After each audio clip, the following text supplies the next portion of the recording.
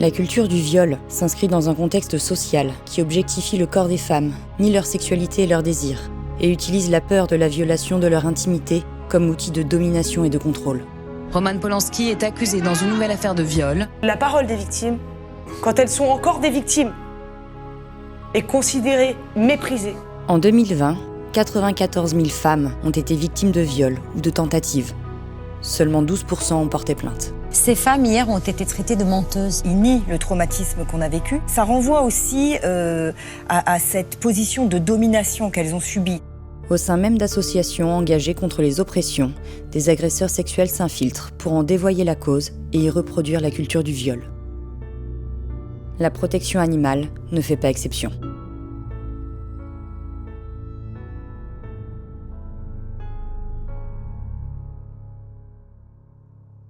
Les associations de défense des animaux traitent-elles plus mal les femmes que les animaux qu'elles sont censées défendre? La cause animale est-elle sexiste? Durant l'année 2021, Loopsider et Mediapart ont révélé plusieurs cas d'agression sexuelle envers des militantes.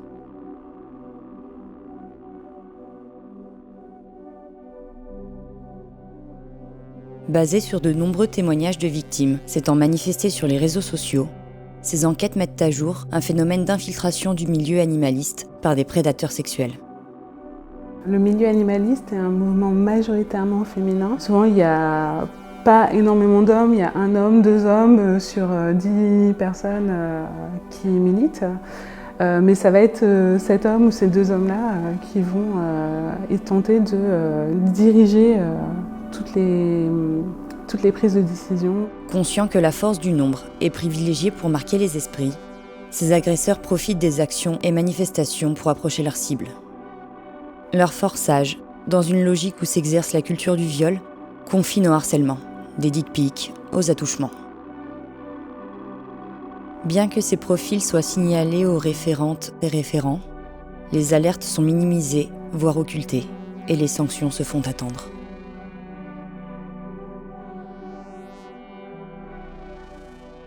Des violences sexuelles, il y a eu des abus sexuels, et mon nom, quand je disais non, mon nom n'était pas respecté. Ça a fini que j'ai été blessée. J'ai su plus tard qu'il y avait eu différentes plaintes à son égard, des femmes qui s'étaient plaintes de lui bien avant moi, puis bien avant tout ce qui m'était arrivé, mais il a quand même continué à progresser dans l'association.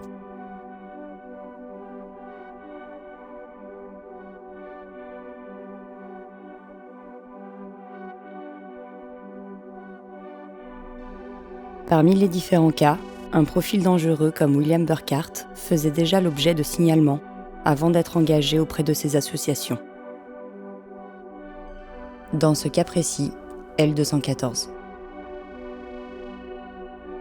C'est après le viol d'une militante et face à l'ampleur du scandale que ce dernier fut enfin évincé de la protection animale.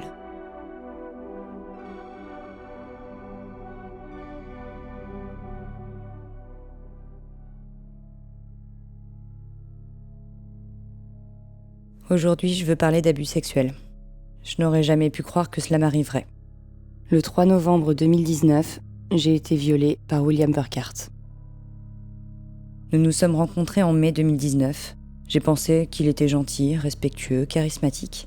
J'ai certainement admiré le travail qu'il faisait avec les animaux. Je n'ai pas pensé un seul instant qu'il ne respecterait pas le consentement. Quand il m'a demandé s'il pouvait m'embrasser, j'ai dit non. Mais il a continué à demander de m'embrasser et à insister. Puis j'ai fini par avoir des relations sexuelles avec lui. Tout au long, ce fut terrible. J'étais blessée. Il m'a forcée à avoir un rapport anal, même s'il n'a pas obtenu un oui de ma part. J'étais en état de choc. Il m'a été très dur pour moi de comprendre que le fait d'avoir des relations sexuelles avec quelqu'un était dû au fait qu'il me manipulait et que je ne pouvais rien faire. Nous étions tout le temps avec le reste des militantes. Nous travaillions et je me sentais un peu mal à l'aise parce qu'il avait une attitude autoritaire. Le 1er novembre, nous sommes allés dans une autre ville. J'étais vraiment en colère et affligée. Il m'a demandé, plusieurs fois, si je pouvais avoir des relations sexuelles avec lui. J'ai dit non et il a continué d'essayer. Il m'a forcé à lui faire une fellation au moins 2 fois. Il continuait à me forcer, à le toucher et il se mettait dans une colère noire si je m'y opposais. Je me suis sentie utilisée et en danger. Il a mentionné à mes amis que le 3e soir, il a essayé de m'embrasser. Et j'ai dit non, parce que je ne voulais pas paraître si facile. C'est pourquoi, d'après lui, il est important de continuer à insister et que les hommes ont le droit de rendre les femmes mal à l'aise pendant 5 secondes. Cette nuit-là, j'ai beaucoup bu. Je me souviens juste être allée au lit avec mes vêtements et mon maquillage.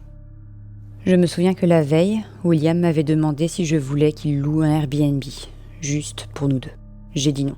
J'étais paranoïaque et je voulais évidemment rester avec le reste de l'équipe. Le lendemain, je me suis réveillée nue sous les draps. J'avais envoyé beaucoup de messages vocaux à une de mes amies pour lui dire à quel point j'étais ivre et à quel point je ne me sentais pas en sécurité avec William. Il y avait des signes clairs qu'il avait abusé de moi pendant mon inconscience. Il y a plusieurs raisons pour lesquelles j'ai attendu si longtemps pour en parler. L'une d'entre elles était que je ne voulais pas que le travail qu'il faisait pour les animaux soit ruiné à cause de moi. Mais encore une fois, comment quelqu'un qui est censé se battre pour la libération des animaux et contre l'injustice peut-il abuser d'un autre être humain ? Le témoignage d'Adriana est représentatif des mécanismes de manipulation et d'emprise qu'exerce ce type d'agresseurs sur leurs victimes, trop souvent couverts, plus ou moins consciemment par leur entourage. Le mécanisme est le suivant. Un homme fait une proposition ou envoie un signal d'ordre sexuel. La femme refuse, l'homme repropose, la femme refuse à nouveau. Le schéma peut se reproduire pendant un temps assez long. Parfois, elle finit par céder, par lassitude, par peur, par crainte ou bien elle se sent obligée. À la suite de ces révélations, François Carreau, cofondateur de DX France et ami de William, se désolidarise de l'association et nous livre que, bien que tous les signes de masculinité toxique aient été sous ses yeux, il les a ignorés en espérant que son ami changerait. Ces techniques visant à déstabiliser, isoler et contraindre leur proie sont propres aux pick-up artistes ou autres coachs en séduction et experts en chosification de la femme.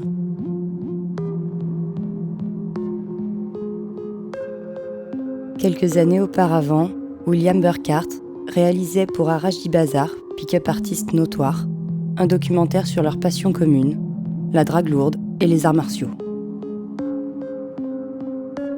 Dans cette dernière discipline, William Burkhart était déjà connu pour ses clichés d'athlètes féminines dénudées, réduites à leur physique. He published some pictures, of women, sexy pictures, jiu-jitsu women. What do you think? Do you think it's good for the sport or what about it? I don't know what they have in mind. Like for me, I don't want to judge, like I don't like it. For me, I don't do. I think we have women have much more to show than just a body. I think all the girls took too long to get the respect on the mat. Les photos et vidéos de Burkhart s'inscrivent dans cette domination masculine réifiante, réduisant la femme à un enjeu de possession et de domination. En France, ces codes sont étroitement liés à une frange d'influenceurs d'extrême droite dont l'idéologie est totalement incompatible avec la défense des droits des animaux non humains et humains. Il y a une sexualité de prédateur masculin qui est à l'origine de l'humanité et qui repose sur la violence, qui repose... C'est le coq dans son poulailler, oui, ça c'est... Exactement. Combien de temps les crimes de prédateurs sexuels tels que William Burkhart seraient-ils passés inaperçus sans le courage et le témoignage public d'Adriana ? D'autres victimes d'abus sexuels se sont manifestées depuis et dressent un constat effroyable.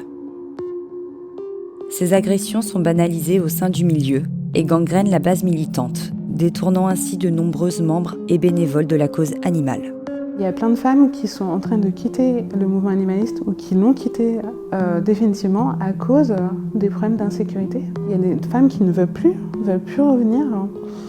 Surtout que quand elles sont toutes seules à le dénoncer, elles sont mises de côté. Considérant que ces témoignages pouvaient nuire à l'image du mouvement, les référentes et référents n'ont pas cherché à résoudre les causes de ce problème, infligeant ainsi une double peine aux victimes. La réaction non seulement de mon co-référent et plus globalement de L214 a été mauvaise ou insuffisante, puisque concrètement, mon co-référent de l'époque m'a dit que il pensait aux animaux en premier, que concrètement c'était le nombre qui comptait plutôt que la qualité des participants à nos actions, et peu importe si l'homme en question avait déjà harcelé plusieurs femmes, peu importe s'il était dangereux pour d'autres éventuellement, ce qui comptait c'était qu'on soit nombreux. Dans chaque secteur où la domination masculine règne, l'encadrement permet de silencier les victimes, sous prétexte que leurs déclarations infligeraient du mal à la cause. On accuse leur voix d'être responsables de la décrédibilisation du mouvement. Souvent, on est membre du même parti, on défend les mêmes idées, les mêmes valeurs. On ne tient pas à entacher l'image de l'institution, ni à entacher le travail de celles et ceux qui font un boulot difficile et efficace au quotidien. Et donc, on a tendance à vouloir protéger l'institution. Pour L214, l'exclusion de personnages problématiques relève plus d'un damage control qui vise à protéger, au cas par cas, l'image de l'association et non pas à régler un problème endogène. Les coordinateurs du réseau bénévole de L214 ordonnent de nouveau l'exclusion de ce militant. Mais très vite, Léo Lester, le responsable des campagnes agroalimentaires de l'association, remet en cause la prise de parole publique de Lucie.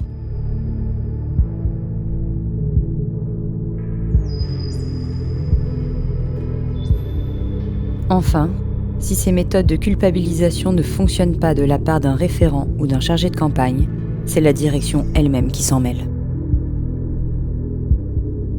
Outre les phénomènes de culpabilisation, on constate des procédés d'intimidation de la part d'harceleurs utilisant leurs prérogatives au sein d'associations pour faire taire leurs victimes.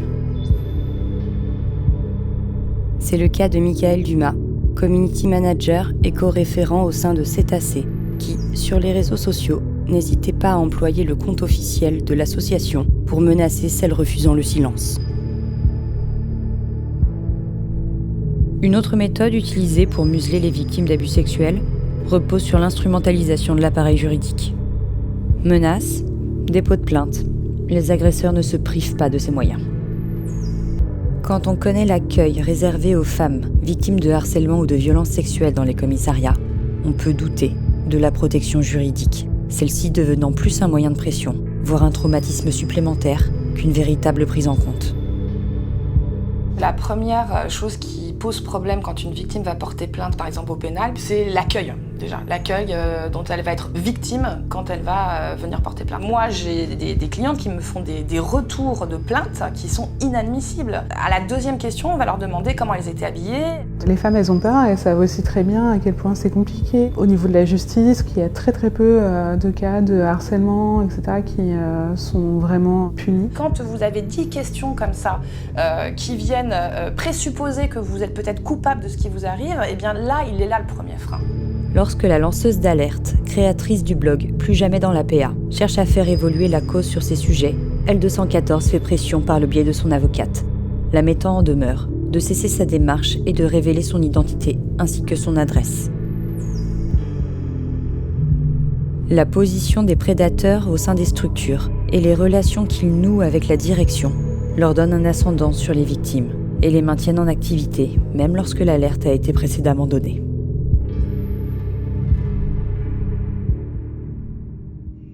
Tout comme François Caraud, Sébastien Arsac et Brigitte Gauthier, pour ne citer qu'elles, refusent de voir la nocivité dans le comportement de certains individus de leur entourage.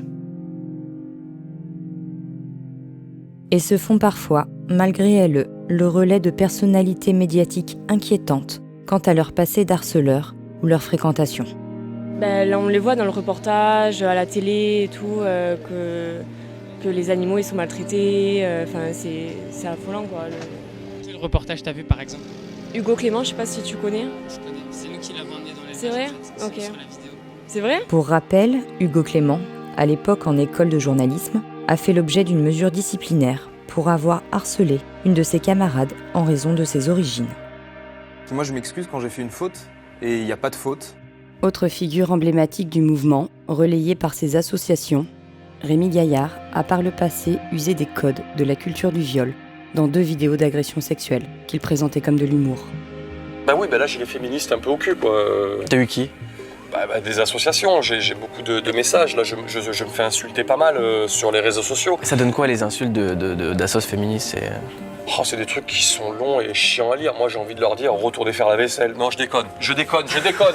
Faites bien le montage, ne coupez pas là. Face à la souffrance d'un être humain ou d'un animal non humain, il y a deux attitudes possibles, soit construire un mur d'indifférence ou au contraire s'ouvrir et s'ouvrir à la compassion. Face aux multiples actes de prédation sexuelle en son sein, L214 a fait le choix du mépris. Lorsque ces faits sont enfin évoqués dans les médias, L214 les qualifie de clickbait, de piège à clics, afin de délégitimer les enquêtes et les témoignages des victimes. Bien que la direction déclare avoir depuis mis en place des actions de prévention, d'évaluation et d'alerte, une simple charte est-elle suffisante ? À ce jour, la direction n'a pas présenté d'excuses aux victimes, ni pris de mesures concrètes pour éviter que ces violences sexuelles ne se reproduisent. La lutte pour la libération animale ne peut être gagnée si des prédateurs sexuels la gangrènent et que des associations les couvrent. L'heure n'est plus à l'individualisation des cas d'abus sexuels. L'omerta doit cesser. L'antispécisme est le rejet de toutes les oppressions, y compris celles envers les animaux humains. Les privilèges se nichent dans le fait qu'on se tait. Plus on va garder le silence et moins en fait on va réussir à démonter le sexisme du mouvement. Nous devons continuer la lutte en assurant la protection des animaux humains de la même manière que nous luttons pour les animaux non humains. À celles qui ont parlé et qui encore aujourd'hui ont le courage de briser le silence, vous êtes une source d'inspiration pour celles qui vivent encore dans la peur. Que tous nous fassions entendre notre voix.